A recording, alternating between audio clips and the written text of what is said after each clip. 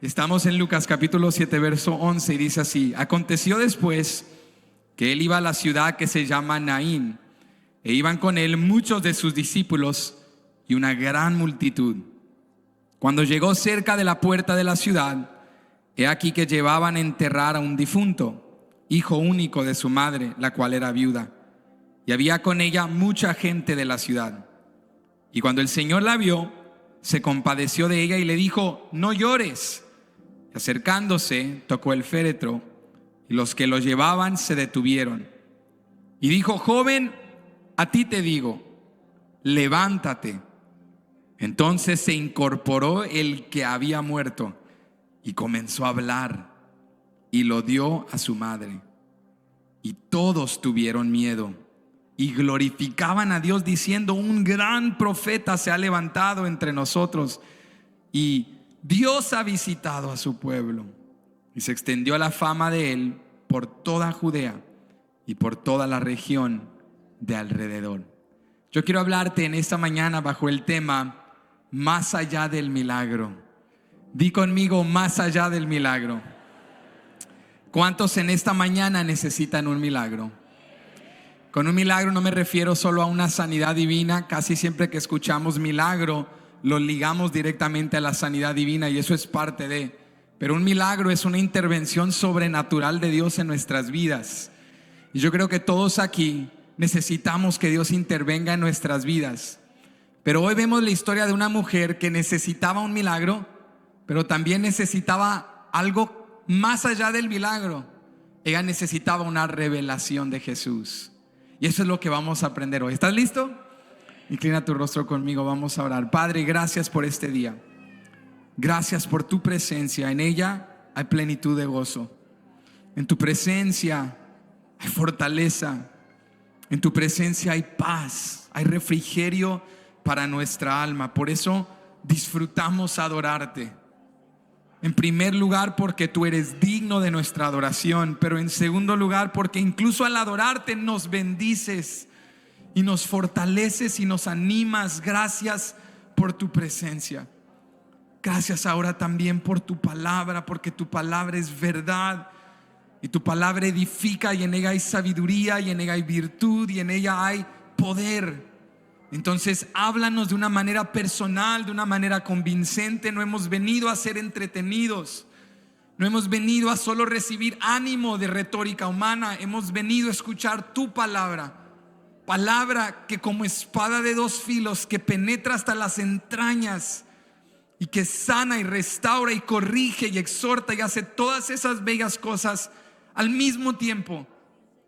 Háblanos hoy a través de tu palabra, porque tenemos necesidades reales y problemas reales y afanes reales, pero estamos aquí porque creemos en un Dios real, y te pedimos que nos ayudes. Quizá hoy sea nuestro día de milagro, o quizás sea nuestro día de seguir siendo pacientes en la espera. Cual sea nuestro día, esta palabra es para nosotros. Queremos ver más allá de un milagro. El milagro importa, pero queremos al hacedor de milagros. Háblanos en este día, Jesús. Te amamos, y es en tu hermoso nombre que pedimos estas cosas. Todos decimos amén. Pueden ocupar su lugar. Más allá del milagro. Cuando hablamos de milagros, hablamos de intervenciones sobrenaturales de Dios en cada una de nuestras vidas. Y ciertamente Dios opera de manera milagrosa en nuestras vidas todo el tiempo.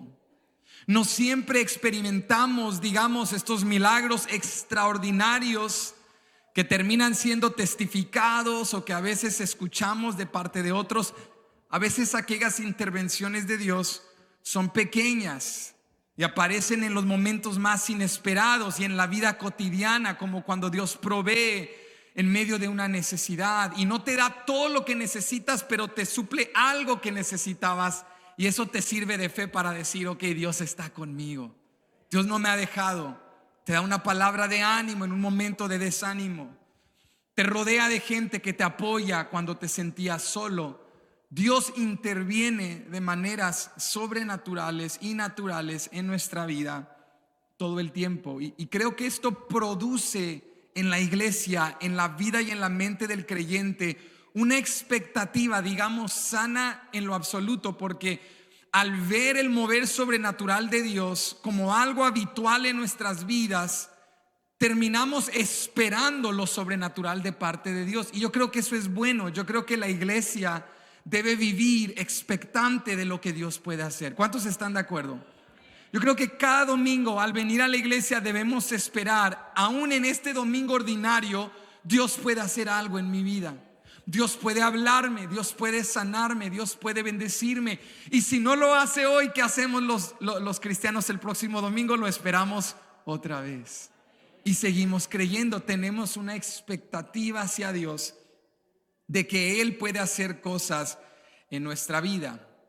Pero cuando estudiamos la Biblia y particularmente el Nuevo Testamento, hay un aspecto importante y fundamental dentro de la expectativa de la intervención de Dios milagrosa para con nosotros. Y es de que Dios nos llama no solo a poner nuestra mirada en milagros, no solo enfocarnos en lo que deseamos que Él haga por nosotros, sino que miremos más allá del milagro. Toca al que está a tu lado y dile: mira más allá del milagro. Anímalo. Dile: mira más allá del milagro. Porque más allá de la provisión hay un proveedor que quiere que yo lo conozca como Padre Celestial. Más allá de la sanidad, aunque claro, Dios es mi sanador, hay una relación íntima a la cual Él me quiere invitar. Porque si miro a Dios como un medio a un fin, lo voy a buscar solo cuando lo necesito. Pero si Dios es no solo el medio, pero el fin que yo deseo, entonces yo le diré: Dios, te amo y te anhelo incluso cuando no me sanas, aun cuando no me das lo que quiero. Te especifico esto el día de hoy. No creo que es malo que pongamos nuestros ojos en los milagros porque deseamos que Dios intervenga, pero Dios también quiere enseñarnos a mirar más allá. Griten conmigo: más allá. Dios quiere invitarnos a ver más allá, porque cada milagro de parte de Dios tiene un propósito en nuestra vida de apuntarnos a algo mayor que Él nos quiere revelar. Y cuando llegamos a Lucas capítulo 7, nos encontramos con una mujer en una situación trágica, desesperada. Ella no estaba esperando un milagro, porque es más, ella estaba en un caso en el cual, humanamente hablando, ya era demasiado tarde. Ella no ocupaba un milagro, no ocupaba sanidad, su hijo ya estaba muerto. Ella estaba en una situación, humanamente hablando, ya demasiado tarde. Pero Jesús llega y a través de este milagro resucitador y extraordinario le revela algo a esta mujer y a todos los que estaban allí: que Él es más que un hacedor de maravillas, que Él es más que otro profeta. Él es el dador de la vida. Él es el todopoderoso. Si vuelves conmigo al versículo 11, mira lo que dice el versículo 11. Inicia con esta frase: aconteció después. O sea que el escritor Lucas liga este milagro, o conecta, entrelaza este milagro de la resurrección del hijo de la viuda de Naín a otro acontecimiento previo en el cual Jesús ya había hecho un milagro. Por eso dice aconteció después, porque Lucas está entrelazando estas historias, porque de manera progresiva cada historia de los evangelios, si la lees cualquier evangelio, si lo lees de manera cronológica en orden, de manera progresiva, la narrativa te va revelando más y más acerca de quién es Jesús. Jesús sana enfermos, Jesús tiene estos discursos en los cuales manifiesta autoridad y enseña la verdad del reino de los cielos. Pero luego Jesús comienza a resucitar muertos y dices: ok, ese es otro nivel. Sanar enfermos es una cosa, pero resucitar muertos, eso solo lo hace Dios. Eso es algo extraordinario. Entonces lo entrelaza a otra historia que ocurre en el contexto de Lucas 7, que es esta historia en la cual Jesús sana un siervo de un centurión. Este centurión era respetado por los judíos en su comunidad porque era un hombre de virtud, era un hombre que los había apoyado económicamente construyendo su sinagoga. Y cuando su siervo está enfermo, un siervo a quien él amaba y apreciaba mucho, va con los líderes religiosos, les dice: vayan con Jesús, este hacedor de milagros, díganle que necesito ayuda. Y van y hablan con él, pero escucha lo que dice el centurión. Tenía tanta fe que le dice a Jesús por medio de estos siervos que envía, le dice: no necesito que vengas, porque sé que eres un hombre de autoridad. Yo también soy un hombre que está sujeto a autoridad. He aprendido en mi carrera militar a sujetarme a autoridad, y sé que tú tienes autoridad, y si tú das la palabra, mi siervo será sanado. Jesús honró la fe de este centurión, y cuando llegan a casa, ¿qué crees que pasa? El siervo estaba curado de su enfermedad. Entonces Lucas presenta esta historia que ocurre en Capernaum, y dice ahora el verso 11: aconteció después que él iba a la ciudad que se llama Naín, e iban con él muchos de sus discípulos y una gran multitud. Entonces Jesús viaja al suroeste de Capernaum, aproximadamente unas 20 millas o más, a otra ciudad llamada Naín. Y cuando viene entrando a Naín, mientras Jesús va entrando con una multitud que le va siguiendo, porque muchos son fanáticos, otros espectadores, otros están intrigados, otros quieren algún milagro, hay multitud de gente que le sigue. Y mientras Jesús va entrando a Naín con esta multitud, hay otra multitud que viene saliendo, pero esta multitud es parte de una procesión fúnebre. Y vienen saliendo con una viuda entristecida, en luto, porque ha perdido a su único hijo. Y nos dice Lucas que mientras estas dos multitudes se encuentran, como de película, Jesús va entrando con la multitud que se ha venido acumulando de Capernaum, porque sanó al siervo de un centurión y ha hecho otros milagros y señales. Jesús viene entrando a Naín, y al mismo momento, en el momento preciso, va saliendo una procesión fúnebre con esta mujer, y como que se detiene en cámara lenta, y Jesús la mira. Cuando Jesús la mira, se compadece de ella, y es aquí donde comienza su milagro. Pero lo extraordinario que tenemos que evaluar y analizar es que Jesús llega a su vida en un momento trágico y de sufrimiento.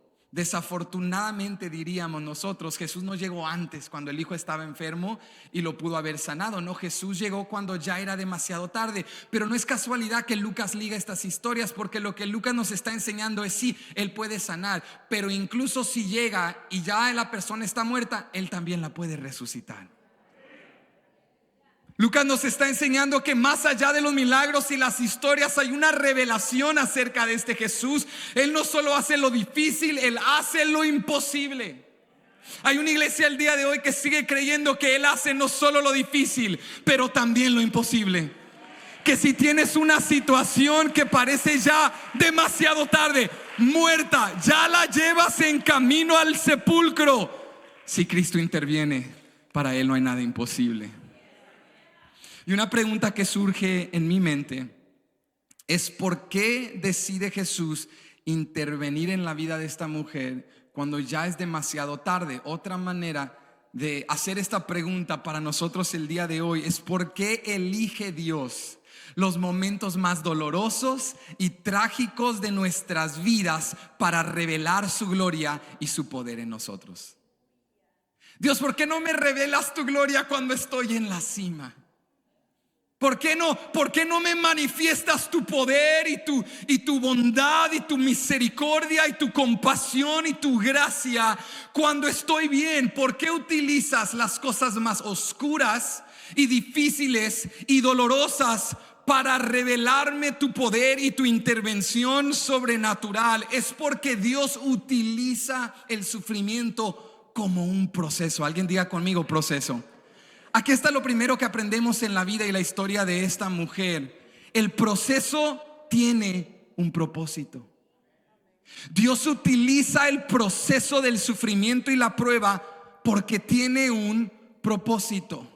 Cuando tú y yo pensamos en un proceso no es nada más que una serie de pasos o acciones que me llevan a un fin deseado. Entonces Dios utiliza el sufrimiento y las pruebas como un proceso. Permite que cosas que pasamos y estamos pasando y vamos a pasar nos desarrollen y nos lleven a un fin deseado. Desde un lente humanista, la vida de esta mujer no es un proceso, es una tragedia. Pero desde el lente del Dios Todopoderoso, esta vida no es una tragedia, esta vida va en proceso. Dios está haciendo algo en la vida de esta mujer. Y esto es lo primero que aprendemos. El proceso tiene un propósito. Dilo conmigo, el proceso tiene un propósito. Pero vamos a pensar en el sufrimiento, porque tú te has hecho esta pregunta y yo me la he hecho. La han hecho filósofos y estudiadores y teólogos por las edades. ¿Por qué quite Dios el sufrimiento? Y la primera respuesta nos la enseña la teología bíblica, que el sufrimiento en primera instancia es consecuencia del pecado. Vivimos en un mundo caído en el cual el pecado afectó no algo, afectó todo. El pecado afectó nuestra relación con Dios, nuestra relación el uno entre el otro, nuestra relación interna con nosotros mismos en el sentido de inseguridades y culpabilidad y vergüenza y temores y afanes. El pecado afectó la naturaleza y la creación. El pecado ha afectado literalmente todo, y por el pecado vivimos en un mundo en el cual hay injusticia y dolor y sufrimiento y abuso y tantas cosas oscuras. El pecado dio paso al sufrimiento, pero hay una segunda respuesta que es un poco compleja, no porque sea difícil de entender, sino porque es difícil de digerir. Como cuando tus niños ven a alguien hacer algo malo y dicen: papá, ¿por qué la gente hace esas cosas? Tú dices: es complicado. Y no es complicado porque no lo puedan entender, se los puedes explicar y quizás lo entenderían, pero es complicado porque es difícil de asimilar, de digerir.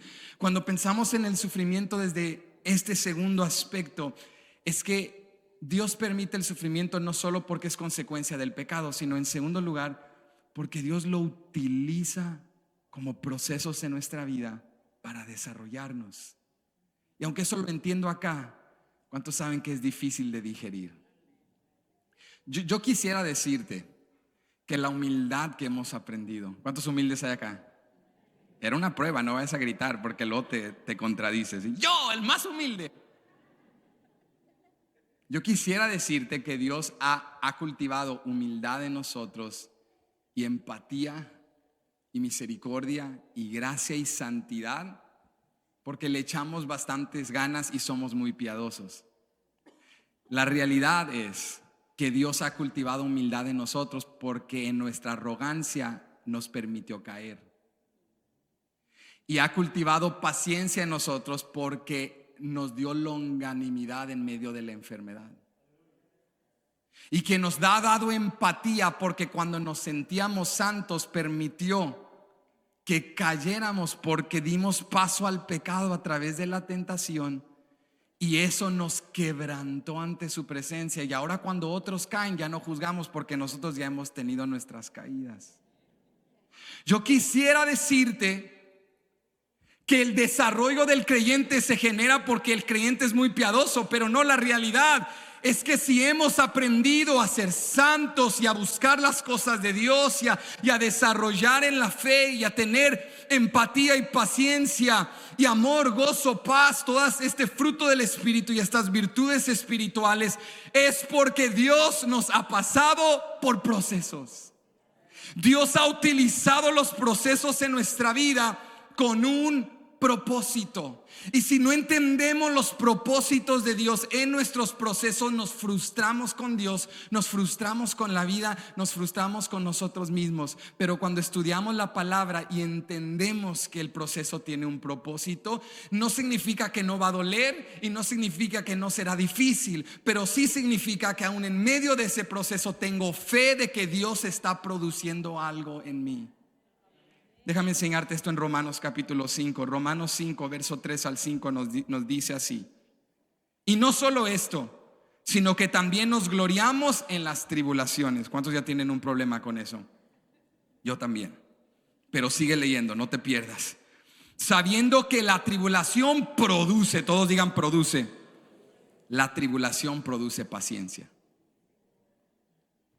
El tener lo que quieres no produce paciencia porque ya lo tienes. Entonces por eso oramos y le decimos: Señor, hazme paciente. Y la estamos pasando bastante mal y decimos: Dios, ¿qué está pasando? Y Dios dice: pues contesté tu oración. ¿Quieres ser paciente? Tienes que pasar tribulaciones para ejercer la paciencia. ¿Quieres ser humilde?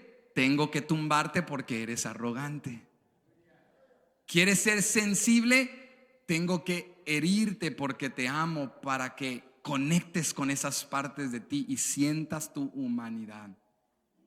Entonces Pablo dice: sabiendo que la tribulación produce paciencia, y la paciencia prueba, y la prueba esperanza, y la esperanza no avergüenza, porque el amor de Dios ha sido derramado en nuestros corazones por el Espíritu Santo que nos fue dado. Entonces Pablo dice: produce. El proceso produce algo. Dios tiene el propósito en el proceso de producir algo en mí. Segunda de Corintios 4, mira este pasaje. Segunda de Corintios 4, 16 al 18. Por tanto, no desmayemos. Antes, aunque nuestro hombre exterior se va desgastando. ¿Cuántos saben? Todos los días el hombre exterior se va desgastando. Yo se los he dicho antes, que vivir es solo morir un día a la vez. El interior, no obstante, dice él, se renueva de día en día, porque esta leve tribulación momentánea produce, digan conmigo, produce en nosotros un cada vez más excelente y eterno peso de gloria, no mirando nosotros las cosas que se ven, sino las que no se ven, pues las cosas que se ven son temporales, pero las que no se ven son eternas. ¿Cuál es el propósito de Dios en el proceso?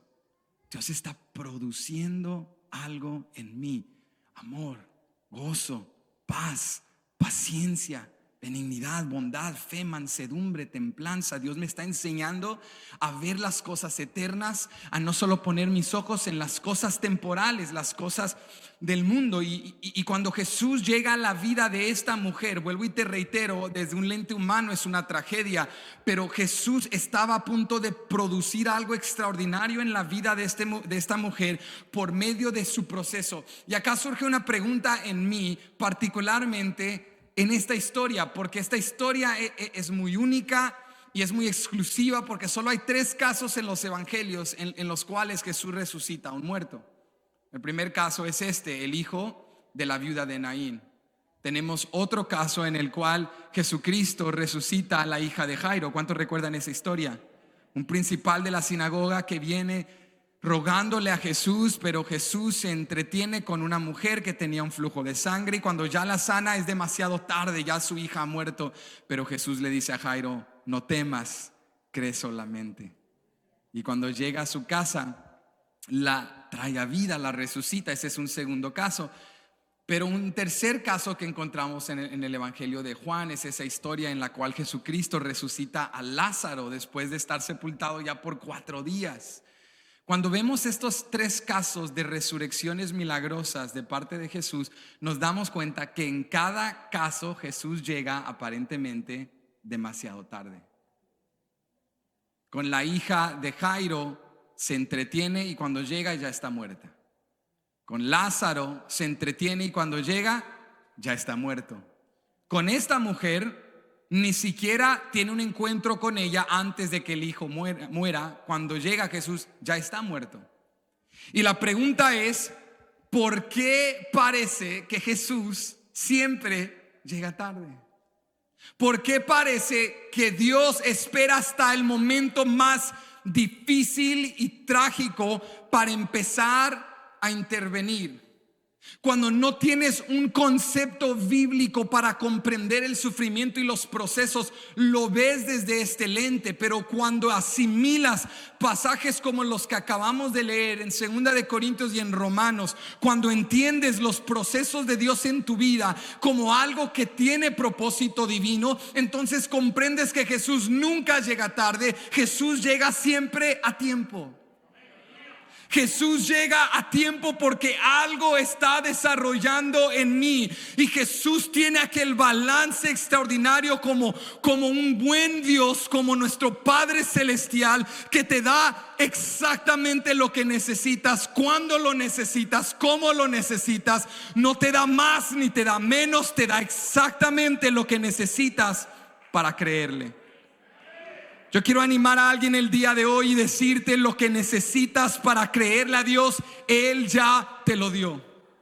Señor, si solo hicieras esto, creería en ti. No, ya te dio una palabra, cree esa palabra.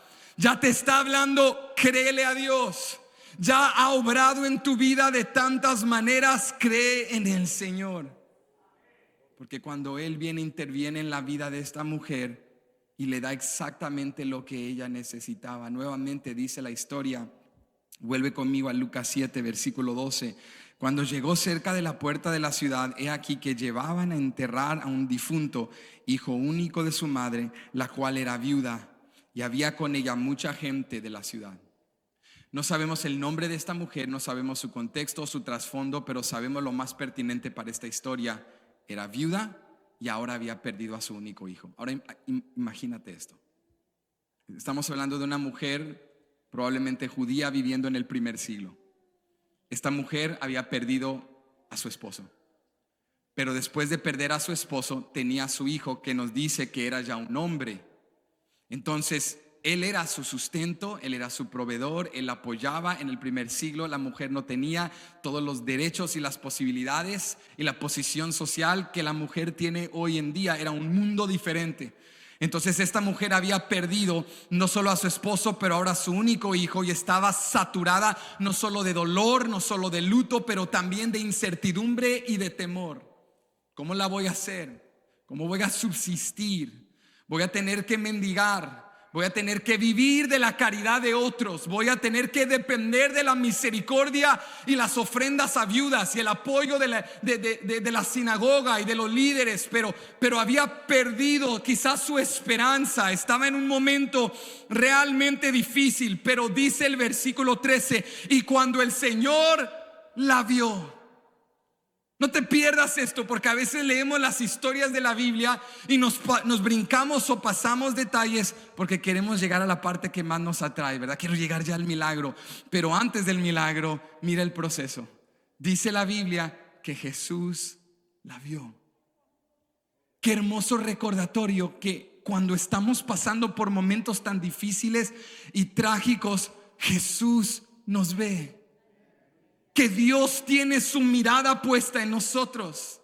Que aun cuando tú sientes que eres olvidado, Dios tiene sus ojos sobre ti. Qué gran misericordia y acto de gracia que el Dios soberano, creador de los cielos y la tierra, tenga sus ojos puestos en mí. ¿Cuánto le dan gracias el día de hoy? Que aun cuando nos olvidamos de Él, iglesia, Él no se olvida de nosotros. Él tiene su mirada puesta en nosotros. Él tiene su mirada sobre tu matrimonio. Él ha puesto sus ojos sobre tu hogar. Él tiene sus ojos sobre tu familia. Él vela por la ciudad mientras duermes. Él cuida del almacén en la madrugada. Él no necesita secretaria ni nadie que le recuerde. Él es el soberano, el todopoderoso, sentado en un trono de justicia. La tierra es estrado de sus pies y sus ojos están sobre ti.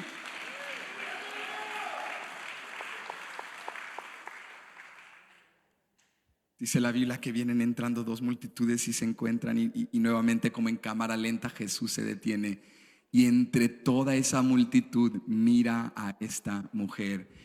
Y no solo la mira, continúa el verso 13 y nos dice: se compadeció de ella.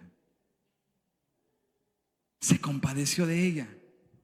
¿Por qué se compadece Jesús de ella si está a punto de resucitar a su hijo? ¿Por qué llora Jesús por Lázaro si lo iba a resucitar? ¿Por qué no le dice Jesús a Jairo: hey, tranquilo, el milagro viene? ¿Por qué le dice: no temas? ¿Sabes por qué? Porque si tú y yo leemos las historias de los milagros y creemos que todo se trata solamente de Dios revelar su gloria y de revelar su poder, y perdemos que aunque sí, cada milagro se trata de su gloria y de su nombre, pero también se trata de su gran amor por nosotros. Dios sana porque nos ama. Dios interviene porque se compadece de nosotros, porque entiende nuestro dolor. Jesús se compadece de ella.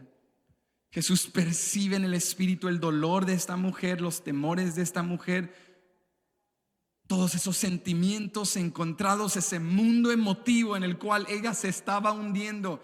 Jesús se compadece de ella. Jesús la mira y justo en el momento correcto le trae exactamente la palabra que ella necesitaba. Dice que Jesús la vio y se compadeció de ella y le dijo: no llores. ¿Qué le dijo? Ahora, ¿cuántos creen que esta palabra es una palabra fuera de lugar? Imagínate decirle a una viuda que no solo acaba de perder a su hijo, va en procesión fúnebre a sepultarlo, y Jesús le dice: no llores. Como cuando estás pasando necesidad y no tienes, y Dios te dice: sigue dando.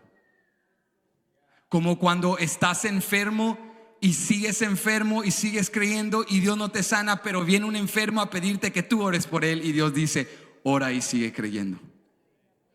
Como cuando estás en dolor y estás pasando algo difícil y estás desilusionado y tu ánimo está por el suelo y Dios te dice: regocíjate.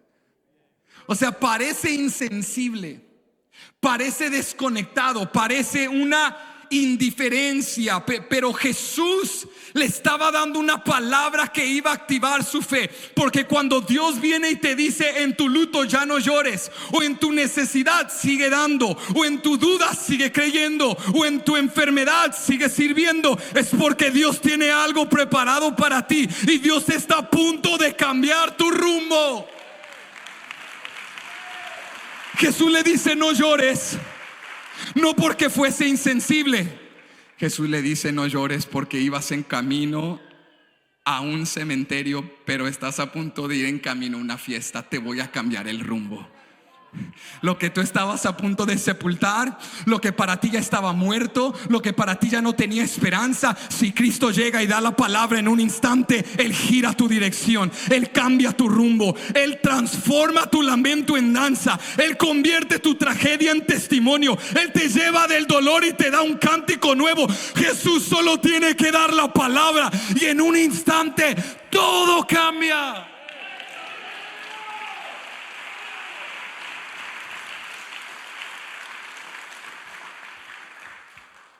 Jesús llega justo a tiempo.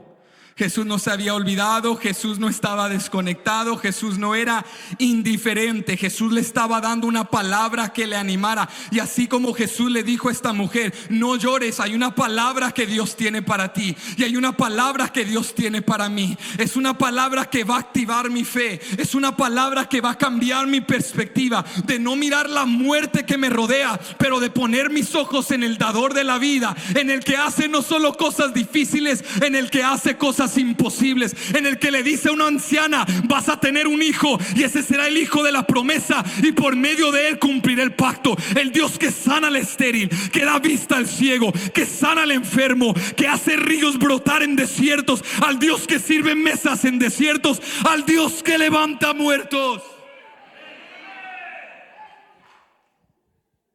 No llores no es una palabra de insensibilidad para una viuda en luto. No llores es una palabra de fe para alguien que está a punto de ver la gloria de Dios. Esto nos lleva a nuestro segundo punto. Lo primero es comprender que el proceso tiene un propósito, pero lo segundo es entender que en el proceso tengo que aferrarme a la verdad de Dios. Toca al que está a tu lado, dile: aférrate a la verdad de Dios. Anímalo, aférrate a la verdad de Dios.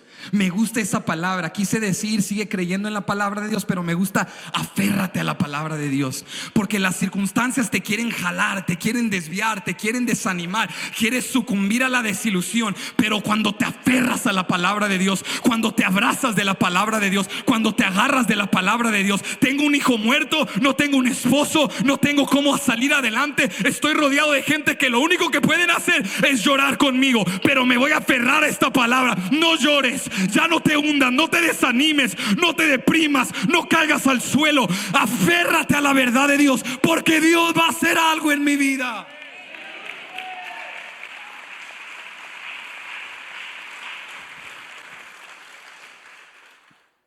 iban saliendo de la ciudad en procesión fúnebre. Porque en la religión y cultura judía los sepulcros no podían estar dentro de la ciudad o en los espacios religiosos porque eran sitios inmundos. El judío no podía tocar un cadáver, ni animal ni de humano. El judío no podía tocar un cementerio, un ataúd, tenía que evitar esas cosas. Y aquellos que cargaban la camilla del difunto o cargaban el ataúd tenían que seguir procesos de purificación para separarse de todo lo inmundo. Entonces viajaban fuera de Naín porque iban en camino a sepultarlo. Tenían que salir fuera de la ciudad para ir y terminar y ya enterrarlo o meterlo en aquel espacio de una cueva o algo. Iban en camino, pero Jesús le dio una palabra súper sencilla. Jesús le dice: no llores. Una palabra que reta tu fe, pero una palabra que te da lo suficiente para seguir creyendo. No llores. Ahora vuelvo y te digo, para alguien desde un lente humano, esta palabra es totalmente insensible. Pero sería insensible si Jesús no pudiese hacer nada al respecto. Si Jesús le dice no llores y luego le dice bueno, pues que tengas bonita tarde, y se va y la deja en su luto, eso fue insensible. ¿Están conmigo? Si alguien está pasando necesidad y tú le dices hey, sigue dando, pero están en necesidad, eso sería inconsiderado, porque ¿cómo va a dar esa persona si tiene muy poco? Si tú le dices a alguien sirve cuando la están pasando mal, eso sería insensible, eso sería desconectado, eso sería indiferencia.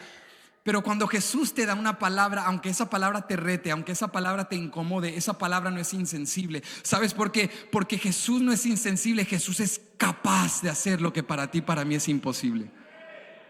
Jesús le dice no llores porque Él está a punto de resucitar a su hijo. Jesús te dice sigue dando aún en necesidad porque Él te va a bendecir. Jesús te dice sigue sirviendo aún en tu desánimo, porque la palabra de Dios activa tu fe. La palabra de Dios incrementa tu esperanza. La palabra de Dios te recuerda: esto no acaba hasta que Dios dice que acaba. Esto no termina hasta que Dios dé la última palabra. Y mientras Dios me ha dicho que siga creyendo, voy a seguir creyendo. ¿Alguien que diga amén? Mira lo que ocurre. Dice el versículo 14: y acercándose tocó el féretro, y los que lo llevaban se detuvieron. Ahora tú piensas en esto y dices bueno, Jesús, vas en una procesión fúnebre, Jesús, vas con una multitud entrando, te topas con una procesión fúnebre, son dos multitudes. Obvio, alguien va a tocar eso, ¿por qué se detuvieron? Pero vuelvo y te reitero, en la cultura y religión judía, solo los que cargaban el féretro eran los que podían tocarlo, y al final se tenían que purificar. Todos los demás lo evitaban porque era cosa inmunda, pero Jesús tocó el féretro. Y cuando Jesús lo tocó, todos se detuvieron. Te lo puedes imaginar, todos van caminando llorando y Jesús la mira y se acerca y le dice: no llores, con palabra de gracia, de amor, pero autoridad. Y la mujer está acá como en una lucha, activando su fe, siendo retada. Y mientras eso ocurre, Jesús se acerca al féretro y lo toca. Y cuando lo toca, todos se detienen. Oye, ¿no es él un rabí? ¿No es un maestro? ¿Qué está haciendo? En nuestra versión Reina Valera 1960 dice féretro, otro sinónimo sería ataúd, pero me fui a estudiarlo en el idioma original, en griego, porque hay otras versiones, tanto en español como en inglés, que no lo llaman un féretro o a coffin, lo llaman una camilla. En inglés sería a bier, B-I-E-R, que es como una cama en la cual cargaban a un difunto. Entonces realmente no era un féretro, un ataúd como lo pensaríamos hoy en día. Es más, en ese contexto y en esa cultura no cargaban en un ataúd a un muerto, los cargaban en una camilla. Lo enrollaban y lo llevaban en una camilla hasta sepultarlo. Entonces este hombre iba enrollado en una camilla y Jesús toca la camilla y todos se detienen y suspiran, porque algo estaba corriendo en la mente de muchos: Jesús se acaba de contaminar. Pero es porque no habían entendido quién estaba entre sus medios. Porque cuando un hombre humano, pecador, se ha purificado ritualmente, pero toca algo inmundo, se contamina. Pero cuando viene el gran purificador, cuando Él toca lo inmundo, Él no se contamina, y no solo eso, Él purifica todo lo que Él toca.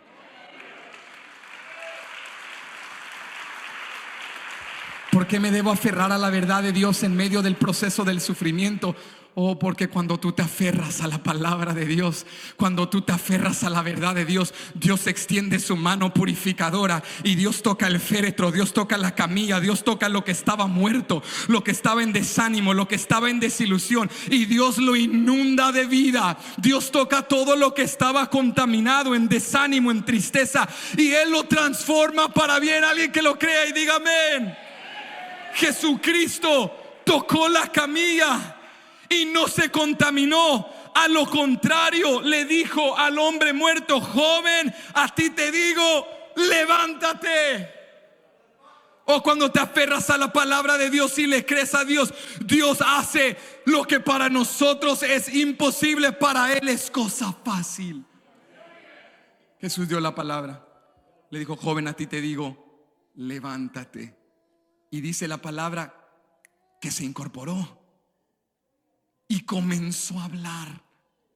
Imagínate los que no le caían bien y no le gustaban, y los que creían que él era, no sé, una mala persona, y iban diciendo: pues hasta que te tocó. Se levantó y les dijo: te oí.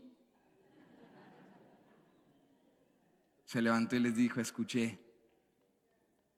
Pero dice la palabra que se levantó y comenzó a hablar. ¿Te puedes imaginar esta madre? Solo hace momentos su hijo estaba muerto. Solo hace momentos pensábamos: nos vamos a separar. Hace días creíamos: no la vamos a hacer. Hace años pensábamos: nunca vamos a salir de esto. Pero entendimos que el proceso tiene un propósito y nos aferramos a la palabra de Dios. Y a veces la palabra era sencilla: no llores. ¿Cómo no voy a llorar en luto? No llores, porque yo estoy contigo. Sigue dando. Pero ¿cómo voy a dar en necesidad? Sigue dando, porque yo te voy a multiplicar y te voy a bendecir. Sigue sirviendo, porque yo voy a honrar tu servicio. Y cuando menos lo esperas, el Dios Todopoderoso honra tu fe y toca tu vida, toca tu circunstancia. Y lo que hace momentos estaba muerto, ahora testifica de Dios. El joven se levantó y comenzó a hablar, y Jesús se lo entregó a su madre. Y la mujer estaba emocionadísima, atónita, llena de fe, confundida, agradecida, atemorizada, todo al mismo tiempo. ¿Qué acaba de suceder? La mujer había sido transformada, su vida había cambiado. Y si aquí cierra el relato, es una bonita historia y es algo hermoso, pero la historia no acaba aquí, porque Dios le había revelado algo que va más allá del milagro. Di conmigo: más allá del milagro. Dice el versículo 16: y todos, ¿quiénes? Todos tuvieron miedo y glorificaban a Dios, diciendo: un gran profeta se ha levantado entre nosotros, y Dios ha visitado a su pueblo. Y se extendió la fama de él por toda Judea y por toda la región de alrededor. Más allá del milagro estaba la revelación del hacedor de milagros. Este no es solo un profeta, este es el Hijo de Dios. Yo sé que ocupamos la intervención de Dios, pero más allá de esa intervención hay algo que Dios nos quiere revelar.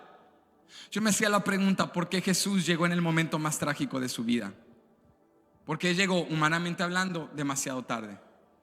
Contestamos ya en el primer punto: Dios permite el sufrimiento porque vivimos en un mundo caído y porque lo utiliza en procesos para cumplir sus propósitos divinos. Pero hay una respuesta más importante y pertinente en este último punto, de lo que va más allá del milagro. ¿Por qué Jesús esperó hasta lo más trágico? ¿Por qué Jesús ha permitido lo que ha pasado en tu vida? ¿Por qué has tenido que sufrir al grado que has sufrido? ¿Por qué las cosas han salido de mal en peor? ¿Por qué mientras más intentas, más difícil y más se te complican las cosas? Porque si Jesús hubiese llegado antes y lo sana, ella conoce a Jesús como un sanador. Pero porque llegó demasiado tarde, entre comillas, y lo levantó de entre los muertos, ahora lo conoce como el dador de la vida. Hay algo que Dios te va a revelar después de este proceso que te va a llevar más allá del milagro. Gracias, Dios, por la provisión. Gracias por la sanidad. Gracias por la bendición. Pero te doy mayor gracias por lo que me ha revelado acerca de ti. Porque ahora, se me sanes o no me sanes, si te tengo a ti, voy a estar más que bien. Me bendigas o no me bendigas, si te tengo a ti, hay una bendición más allá del milagro. Hay algo más grande que provisión. Hay algo más grande que una merienda, que una hipoteca, que una casa. Hay algo más grande que un momento. Más allá del milagro está el Dios Todopoderoso que se quiere revelar a tu vida. Por eso en la historia de Lázaro, que es una historia también de resurrección, antes de que Jesús hiciera el milagro, trató de alentar a Marta, de alentar a María.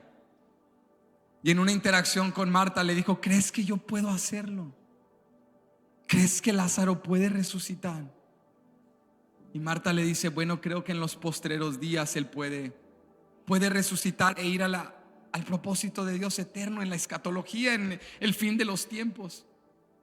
O sea, en otras palabras, creo que cuando todo termine y el mundo acabe y Dios cumpla sus propósitos, Lázaro estará con nosotros en la eternidad. Pero ahorita está muerto. ¿Y sabes qué le contestó Jesús en Juan 11, verso 25?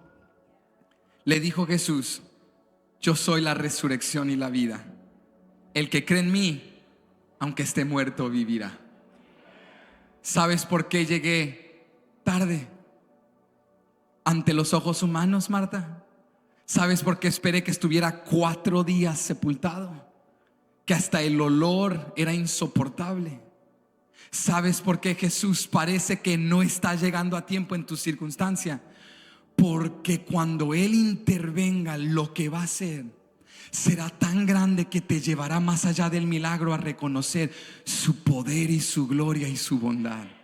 Hay algo que vas a aprender acerca de Dios. Jesús le dijo: esto no se trata de lo que yo voy a hacer solamente por Lázaro. Esto se trata de quién yo soy. No solo lo puedo resucitar, yo soy la resurrección y la vida. Y el que cree en mí, aunque esté muerto, vivirá. Más allá del milagro hay una revelación de parte de Dios. Algo grande que Dios quiere hacer en mi vida.